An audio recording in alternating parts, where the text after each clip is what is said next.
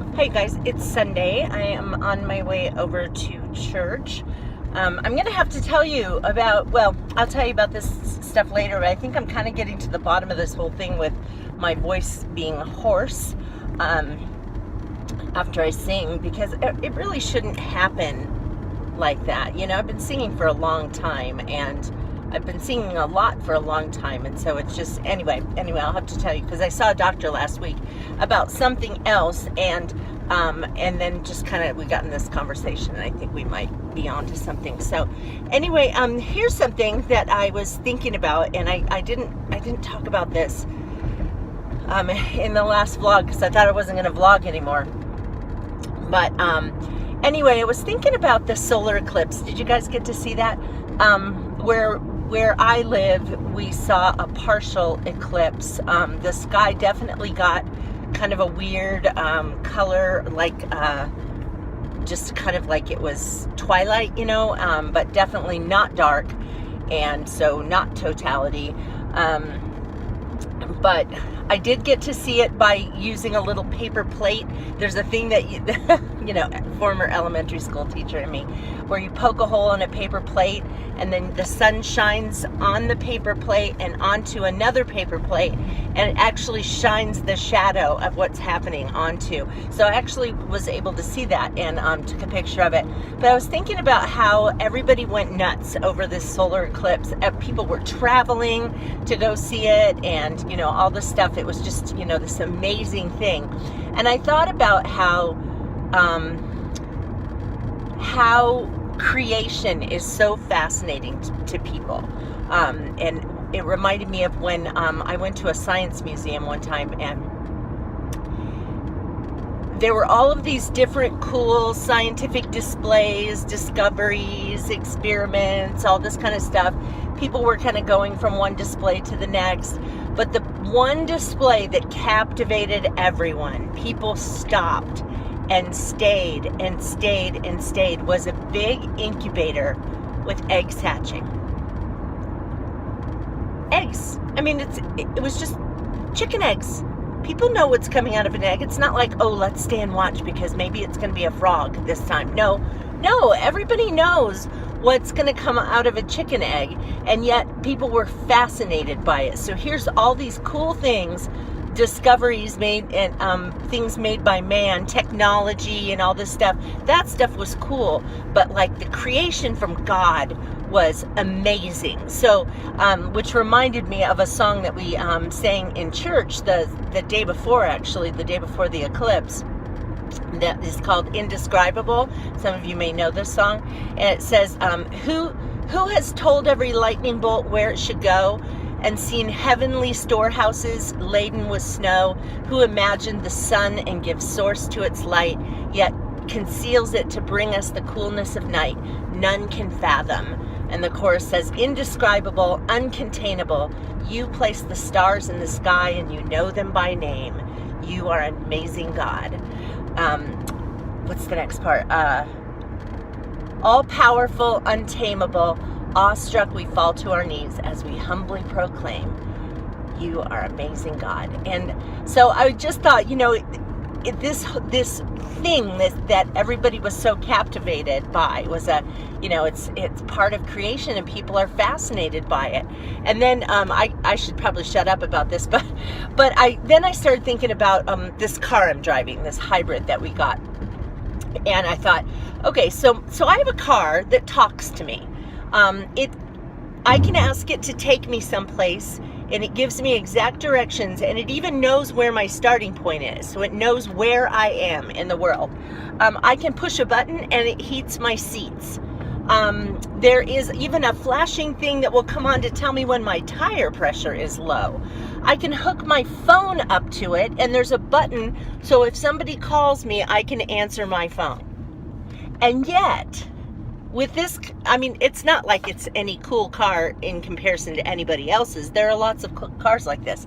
And yet nobody ever is going to say, oh my gosh, there's a Hyundai Sonata hybrid. I have to take a picture of it. And yet, when there's a rainbow, how many times have you taken a picture of a rainbow or a sunset? And a rainbow never changes. It's always the same color. The colors are always in the same order. Sometimes there might be a double rainbow or a full rainbow, but it's always the same. It's not like it's a surprise. And we've seen a bunch of them, and yet we see one and we go, oh, look, a rainbow. And when have you ever gone, oh, look, a MacBook Pro? And a MacBook Pro is a pretty darn, amazing invention. So it just reminded me that what mankind can create is pretty cool, but what God creates is absolutely fascinating. And so there's my little tangent. Have a good day, you guys. Hi, you guys. It is Sunday. It's almost 6:30, and I have been working on processing apples all day.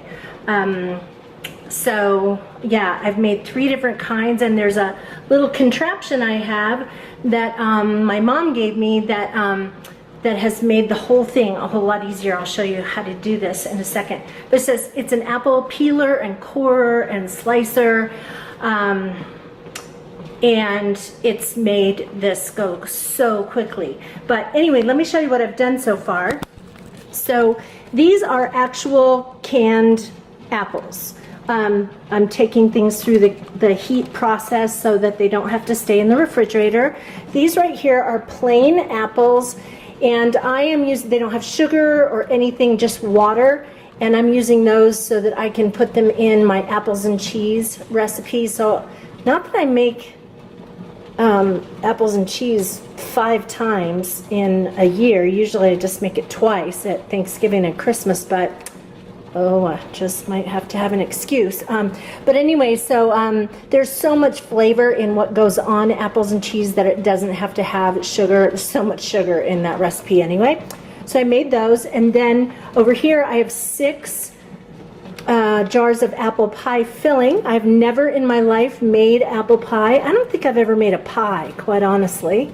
So I made apple pie filling here, and so cool. That's, well, they're hot actually right now, but that is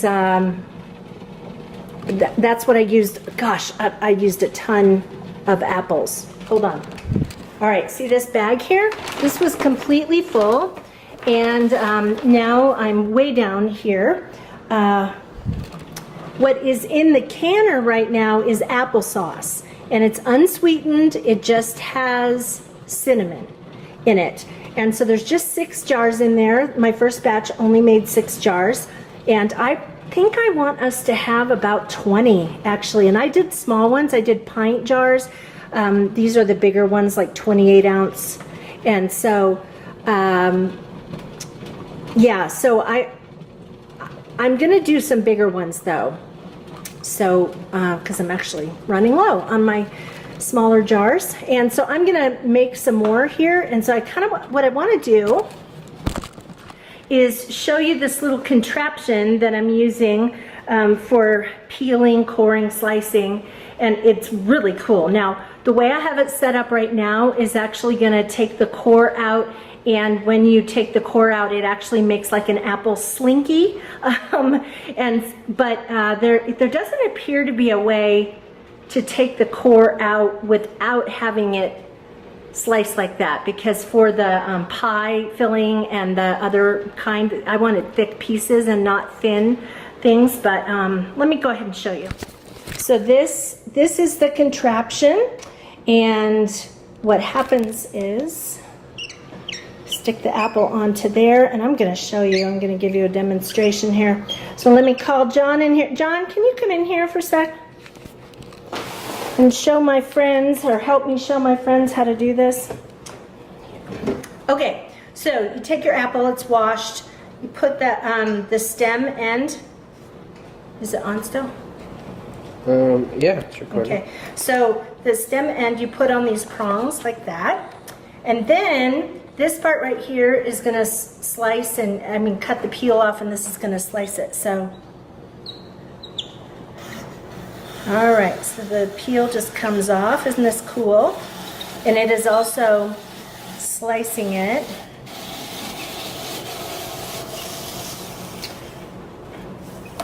All right, and so then there's the core, And we've got our little apple slinky. Very cool stuff, isn't it? My sweet husband. Anyway, so I'm gonna go ahead and fill this up. You put 1 inch of water in the bottom and then just heat it up, bring it to a boil. You put a lid on, make it get nice and hot, and then until the apples are completely cooked through. And then it says you can put it through a food mill, which I don't have. You could use a blender or a food processor, but I just put an immersion blender in, and it blended everything up really nicely. And then I just added some cinnamon, and that was it. And then put it through the canning process. Of course, in the canning process, doing it this way, heat processing, I need to wash these jars in really hot water, soap, rinse them out, and then I put them in the canner before it's filled with applesauce. Put it in there and just let these sit in there and get really hot. And then I also will wash the lids and put them in a little pan of hot water on the stove to keep the lids, so it's you're sanitizing everything, because you need to make it so it's shelf stable. If I could speak, that would be really good. Okay, so there you go. I am on to make another batch of applesauce. Hi you guys, it's Monday morning. I am getting ready to go on a walk. It's about 7:15. Phoenix is supposed to have one of its hottest days on record, 113 today. I mean, not hottest on record, but hottest for today's date. I guess the hottest it was ever had been on, what is today, August 28th, was 114. It's supposed to get to 113, but it's not supposed to be that hot here. In fact, it's only 66 here right now. I think it's 90 in Phoenix. Crazy, that's only an hour away. Anyway, let me show you what I ended up doing last night. Okay, so this is applesauce, and I gotta wipe this stuff off. This is just the white stuff you see, that's just hard water deposits. So several batches of that. And then I told you about this stuff. I showed you this already. One of the containers didn't seal properly, and you can tell because if you push down on the top, if it seals properly, then it's nice and firm. But one of them there was some give to the lid, meaning that it's not going to be safe to just keep it on a shelf for, ever. And so I took that jar and it was actually apple pie filling, and I went ahead and put it in the refrigerator, and that way we can use it. It just, needs to be kept cool. That was a lot of work. I started on this stuff when I got home from church, probably at around 1 or so. And I finished up at 8. So it took a long time. Hi you guys, it is 3:30 on Monday afternoon.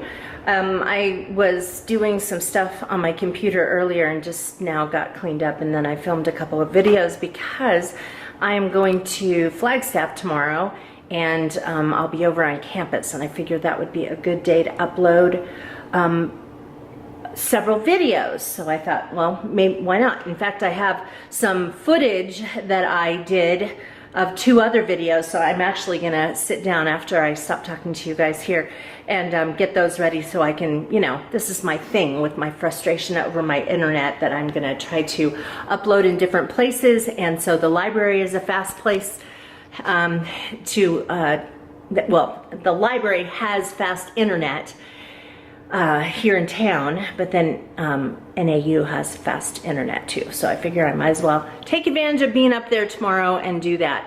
Why am I going up to Flagstaff tomorrow? Why am I going? Oh yeah, I'm going because one, I have an acupuncture appointment. I don't think I told you guys about that. The last time I went to see the pain specialist about my jaw, and I re-injured my jaw.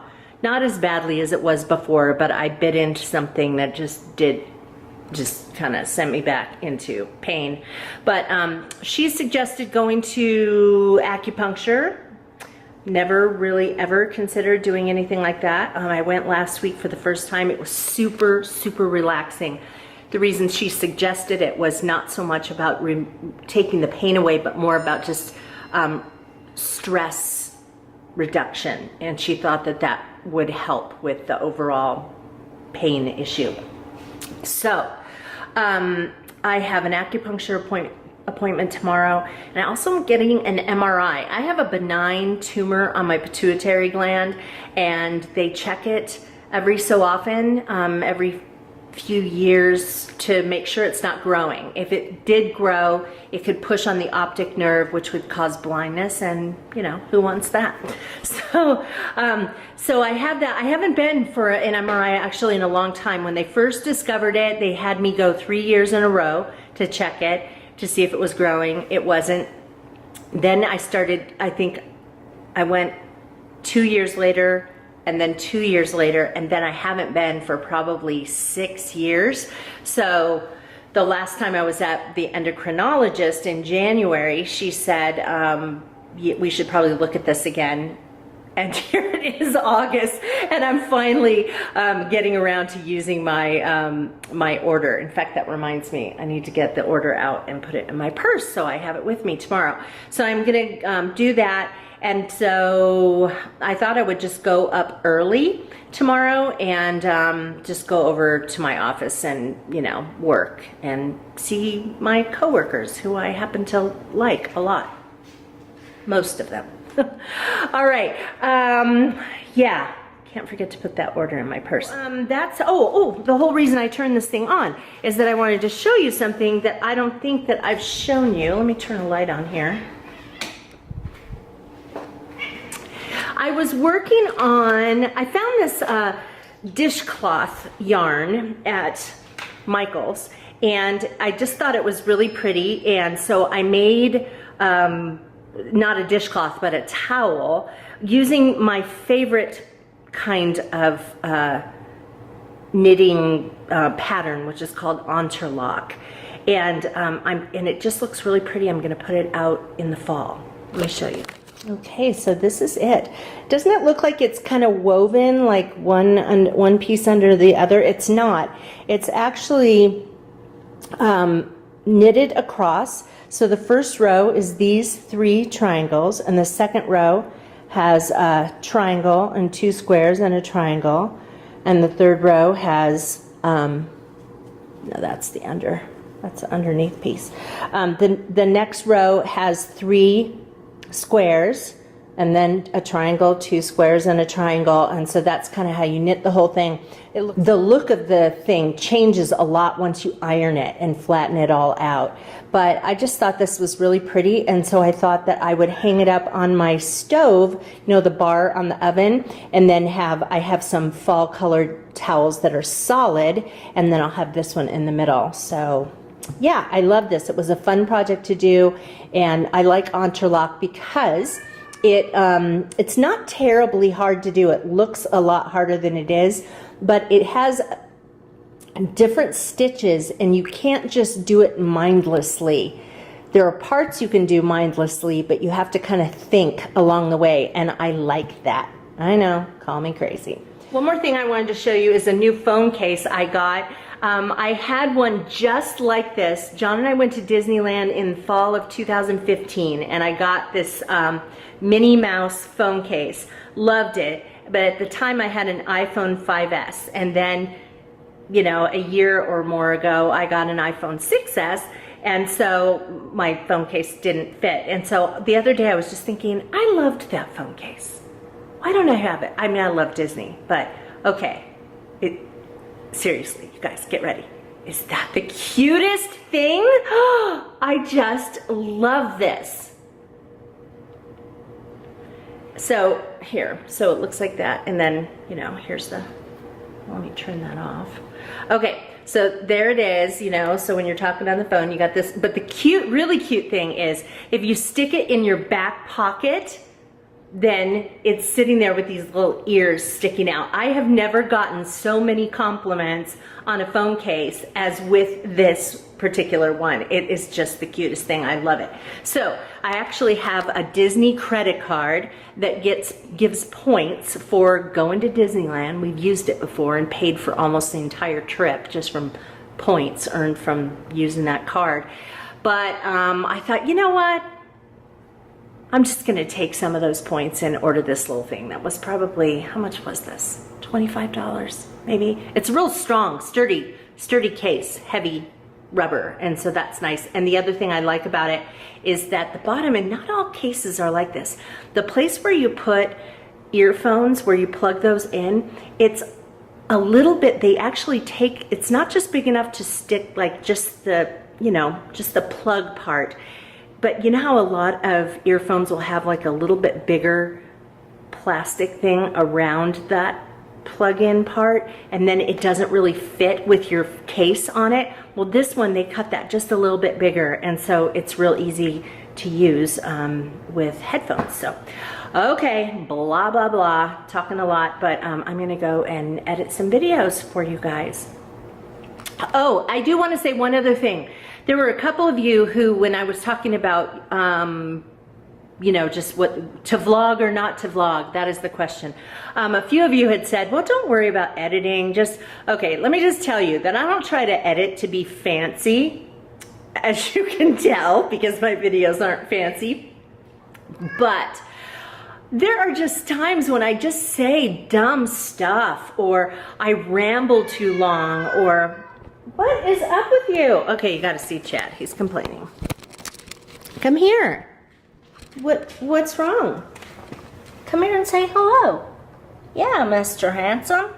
I call him Mr. Jammies because his skin is kind of like loose, and look at that. Look at all that extra skin. He just looks like he's in a pair of soft, comfy jammies. He wants to go outside right now.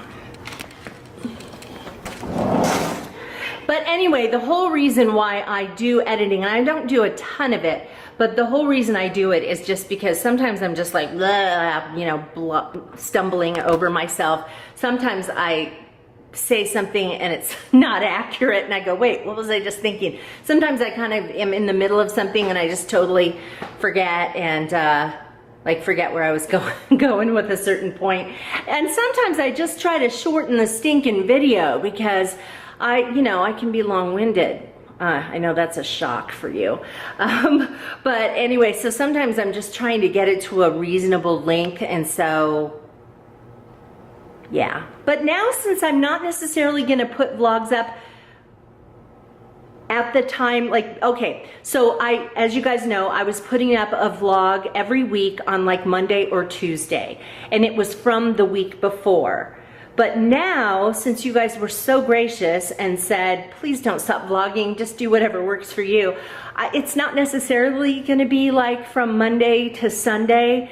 It's just gonna be whatever. And so then because of that, I'm just gonna do, you know, 20 minutes worth of stuff, and maybe it'll be 20 minutes of me yakking at you guys in the car.